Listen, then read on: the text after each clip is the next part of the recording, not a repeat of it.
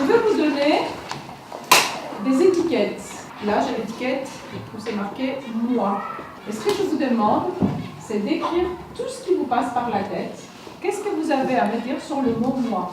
Qu'est-ce que ça signifie pour vous ?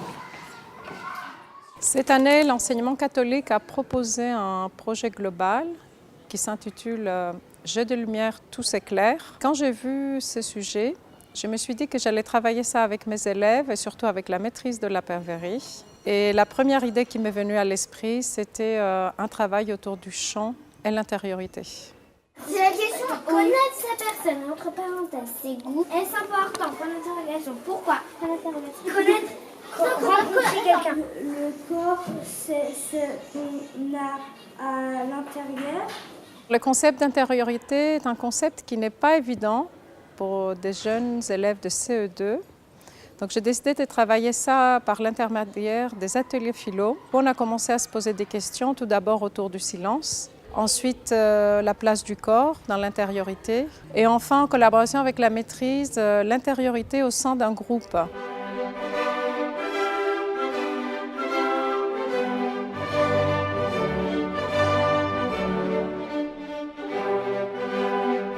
Je pense que de prendre une œuvre aussi phare que Le songe d'une nuit d'été, qui est une œuvre qui, à premier abord, n'est pas faite pour un enfant de 8 ans.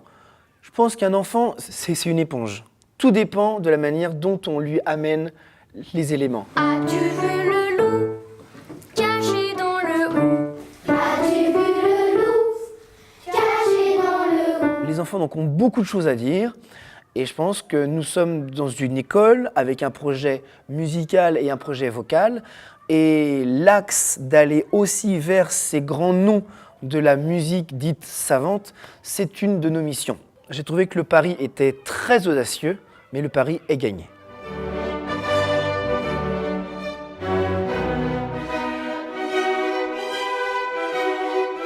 L'intériorité dans la musique, c'est essentiel. D'un point de vue de l'écoute et de l'audition, et d'un point de vue du produire de la musique, parce qu'en fait, le corps humain, il n'est que le prolongement d'une phrase musicale qui est intériorisée. Donc, on va essayer, dans le cadre de la formation, d'amener les enfants, avant de produire un geste vocal, un geste musical, d'entendre intérieurement la phrase et d'entendre même la note avant de la produire.